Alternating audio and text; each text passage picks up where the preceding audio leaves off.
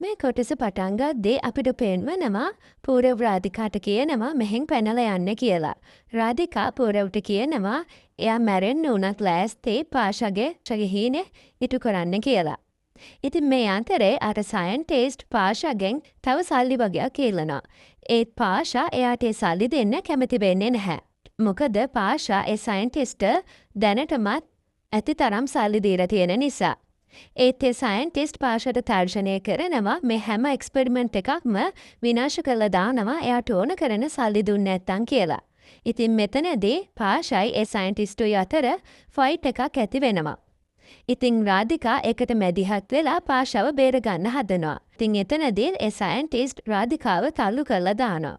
අන්තිමට රාධිකා වැටෙන්නේ අර එක්ස්පෙරිමන්ට් කරපු කාමරය ඇතුළට. ඉතින් මෙතනදී පාෂායි සයන්ටිස්ට්ව මරලා දානවා. ඉතින් පාෂා හිතන්නේ මෙතනදී හැමදේම දැන් ඉවරයි එයාට එයාගේ මකරව නිර්මාණය කරගන්න බැරි වුණා කියලා. එයාගේ මකරව නිර්මාණය කරන හීනෙත් විනාශ වෙලා ගියා කියලා මෙතනදී පාෂා කියනවා.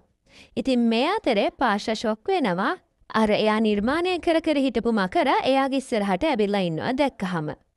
ඊට පස්සේ ඒ මකර රාධිකා බවට පරිවර්තනය වෙලා එතනදී රාධිකාව සිහිය නැතුව වැටෙනවා. ඉතින් මෙතනදී පූරව පාෂාට කියනවා රාධිකා මකරෙක් බවට පත් වුණා කියලා. ඉතින් අතනදී අර සයන්ටිස්ට් රාධිකාව තල්ලු කරාට පස්සේ රාධිකා එක්ස්පෙරිමන්ට් කරපු කාමරයට වැටෙන්නේ. එයා කෙලින්ම වැටෙන්නේ මකරගේ ඇඟ උඩට. ඉතින් එතනදී රාධිකා මකරත් එක්ක සම්බන්ධ වෙලා රාධිකා මකරෙක් බවට පත් වෙනවා.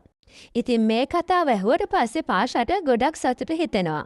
ඉතින් රාධිකා හිතනවා එයා එයාගේ අම්මට වෛර කරනවා පාෂා ඉන්දියාවට වෛර කරනවා කියලා. ඉතින් මේ දවසේ තමයි අලුත් රාධිකා කෙනෙක් බිහි වෙන්නේ. ඉතින් ටික වෙලාවකට පස්සේ පූරව පාෂාට කියනවා රාධිකා තවමත් ගොඩක් බී. ඒ නිසා රාධිකාට ටික කාලයක් දෙන්න කියලා.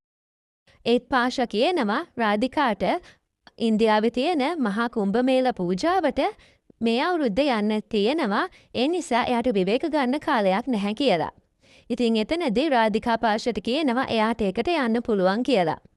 පාෂා රාධිකාට කියනවා ඔයා එතනදී මැරෙන්න උනත් පුළුවන්. මොකද එතනට ඔයත් එක්ක සටන් කරන්න අනන්කුලේ නාගරේජිනිය එතෙන්ට එන්න පුළුවන් කියලා.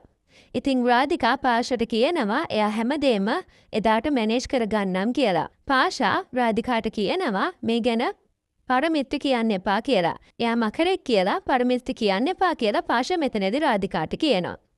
ඊට පස්සේ පාෂා පරමිත්ති කියනවා මේ මකරව එයාලගේ ඔෆිස් එකේ බේස්මන්ට් එකේ කාටත් හොරෙන් තියාගන්න කියලා. රාධිකා මේ හැමදේම මතක් කරනවා. එයා මතක් කරනවා එයා කොහොමද අර මහා කුම්භමේල පූජාවට ගියේ. එයාට එතනදී අනන්තව පළවෙනි වතාවට හම්බුනේ කොහොමද කියලා රාධිකා මතක් කරනවා. ඒ වගේම එදා එයා පරාජය වුණ හැටිත් එයාට මතක් වෙනවා. ඉතින් මෙතනදී රාධිකා මැරුණා කියලා තමයි හැමෝම හිතන් ඉන්නේ. මොකද එදා අනන්තගේ අතෙන් ඒ මකර පරාජයට පත් වෙනවා. ඉතින් පාෂා පරමිත් මේ හැමෝම හිතන් ඉන්නේ ඒ දවසේදී මේ මකර විනාශ වුණා කියලා.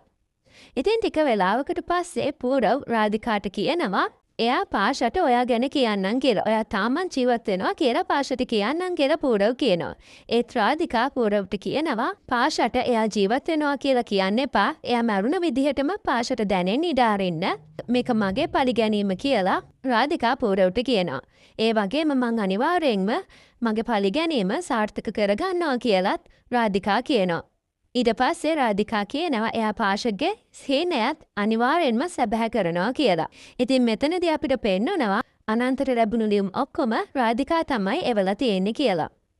ඉතින් වර්තමානයේදී රාධිකා පූරවට කියනවා එයා ආර්යමන්ගේ හැඟීම් එක්ක සෙල්ලම් කරනවා කියලා. එයා කියනවා එයා ආයෙත් ආර්යමන්ගේ ජීවිතයට ආවේ අහනගෙන් පරිගන්න කියලා. එයා මුලින් ඉඳන්ම දැනගෙන ඉඳලා තියෙනවා අනන්ත කියන්නේ වෙන කාටවත් නෙමෙයි අහනට කියලා. ඒත් අනන්තා මේ ගැන කිසි දෙයක් දන්නේ නැහැ. පූරව අහනවා ඔයාගේ ඊළඟ ප්ලෑන් එක මොකක්ද කියලා. රාධිකා කියනවා එයාගේ අම්මා එයාව අහන නිසා එදා දාලා ගියා. ඒත් දැන් එයා චංගිස්තානයේ කෙනෙක් කියලා. ඊට පස්සේ රාධිකා පූරවට කියනවා කවුරුත් දන්නේ නැහැ අනන්ත තාමත් ජීවත් වෙනවා කියලා. හැබැයි මම ඒක දන්නවා මං අහනව කොහොම හරි මරලා දානවා කියලා රාධිකා පූරවට කියනවා. ඊට පස්සේ එතනට කොටියෙක් එනවා. රාධිකා ඒ කොටියට කියනවා ඔට මං වෙනුවෙන් දෙයක් කරන්න තියෙනවා කියලා. එයා අහනව මේ කොටියට පෙන්වනවා. ඊට පස්සේ ඒ කොටිය අහන ගාවට ගිහිල්ලා අහනට ඇටැක් කරනවා. අහන නාග ස්වරූපයට පත් වෙලා මේ කොටියත් එක්ක එතනදී සටන් කරනවා. රාධිකා මේ හැමදේම බලාගෙන ඉන්නේ. ඉතින් එතනදී අහන ඒ කොටියගෙන් කොහොම හරි බේරෙනවා. ඊළඟ සීන් එකේදී අහන කාමරේ නිදාගෙන ඉන්නවා පෙන්වනවා. ආරමන් එතනට ඇවිල්ලා අහනව දකිනවා. එයා මතක් කරනවා කොහොමද අහන එයාගෙන් ඩිවෝස් එක ඉල්ලුවේ කියලා. එයා එතනදී එයා වික්‍රම්ට විතරයි ආදරය කරන්න කියලාත් කිව්වා. ඉතින් මේ හැමදේම මතක් කර කර ආරමනුත් නින්දට වැටෙනවා. අහන නැගිටලා කල්පනා කරනවා අද පූර්ණිම දවස. ඒ නිසා එයාට ඉතුරු වෙලා තියෙන තා පැය 24ක් විතරයි ආරමනුයි රාධිකාවයි එකතු කරන්න. ඒ නිසා එයා ප්ලෑන් කරනවා කොහොම හරි මේ ගෙදරින් සදහටම යන්න ඕනේ කියලා. ඊළඟ දවසේදී අහන වික්‍රම්ට කෝල් කරලා කියනවා එයාව හම්බ වෙන්න කියලා. ඊට පස්සේ රාධිකා වික්‍රම් ගාවට ගිහිල්ලා වික්‍රම්ට සුබ පතනවා. එයා කියනවා ආරමන් අහනම ඩිවෝස් කරන්න ඇග්‍රී වුණා කියලා. ඊට පස්සේ වික්‍රම්ට තේරුණා අහන ඇයි එයාට එන්න කිව්වේ කියලා. මේ ගැන කියන්න තමයි අහන වික්‍රම්ට එන්න කිව්වේ කියලා වික්‍රම් හිතනවා. රාධිකා කියනවා එයාට සතුටුයි වික්‍රම් ආයෙත් අහනත් එක්ක එකතු වෙන එක ගැන කියලා. වික්‍රම් කියනවා එයාටත් සතුටුයි ඔයයි ආරමන්නුත් ආයෙත් එකතු වෙන එක ගැන කියලා. රාධිකා වික්‍රම්ට කියනවා පරමිත් සමහර විට මේ තීරණය වෙනස් කරන්න උත්සාහ කරන්න පුළුවන් කියලා. ඉතින් රාධිකා මෙතනදි හිතනවා අදයා ආරමනු අහනගෙන් සදහටම වෙන් කරා කියලා. මේ අතරතුරේදී අහන ආරමන්ට කියනවා ඔයා අද ඔයාගේ ලකි වයිට් සූට් එක අඳින්න කියලා. ආරමන් අහනට කියනවා එයා හිතන්නේ නෑ එයාගේ ලක් එක වැඩෙන් වැඩ කරනවා කියලා. ඉතින් ආරමන් එතනදී එයා සයින් කරපු ඩිවෝස් පේපර්ස් ටික අහනගේ අතට දෙනවා. අහන කියනවා එයා එයාගේ ලගේජ් ඔක්කොම පැක් කරගත්තා කියලා. අන්තිමේදී එයාට කොහොම හරි යාගේ ආදරේ ගාවට යන්න පුළුවන් වුණා කියලා අහන ආරමන්ට කියනවා. ආරමන්ටත් දැන් එයාගේ ආදරේ ගාවට යන්න පුළුවන් කියලා අහන එතනදී කියනවා. ආරමන් කියනවා ඔයා කිව්වා හරි කියලා. අපි මේක ගැන තාත්තට කියමු කියලා අහනයි ආරමනුයි පහලට යනවා. ඉතින් මෙතනදී පරමිත් පාෂාත් එක්ක කතා කරන ගමන් ඉන්නේ. පරමිත් පාෂාට කියනවා අහන කියන්නේ නාග කන්‍යාවක් නෙමෙයි කියලා. පාෂා කියනවා අහන නාග කන්‍යාවක් නොවුනත් ඔයාට මැරෙන්න සිද්ධ වෙනවා. ඔයා නාගමාණික්‍ය ලබා ගත්තේ නැත්තම් කියලා. ඊට පස්සේ පාෂා පරමිත කියනවා අද රෑ තමයි පූර්ණිම රාත්‍රිය කියලා. ඉතින් මෙතනදී පරමිත් ෆෝන් එක කට් කරනවා ආරමනුයි අහනවයි දැකලා. ආරමන් පරමිත කියනවා එයයි අහනයි ඩිවෝස් වෙන්න යන්නේ කියලා. ඉතින් මෙතනදී පරමිතයට හાર્ට් ඇටැක් එකක් ආවා වගේ රඟපානවා. අහන පරමිත කියනවා ඔය බොරුව නවත්ත ගන්න ඔයාට තියෙන ગેස්ට්‍රයිටිස් කියලා අපි දන්නවා කියලා. ඊට පස්සේ පරමිත් කියනවා මේ කසාදේ කැඩෙන්න එයා ඉඩ දෙන්නේ නැහැ කියලා. ඉතින් එතකොටම වික්‍රම් ඩෝල ගහන මිනිස්සු කීප දෙනෙකුත් එක්ක ආරමන්ගේ ගෙදරට එනවා. එයා කියනවා ආරමන්ගේ අහනගේ කසාදේ බොරුවක් කියලා.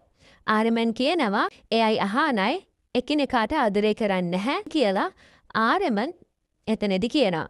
අහනා එයාගේ බෙල්ලේ තියෙන මංගල සූත්‍රය ගලවලා ආරමන්ගේ අතට දෙනවා. ඊට පස්සේ එයා වික්‍රම්ගේ අත එතනදී අල්ල ගන්නවා.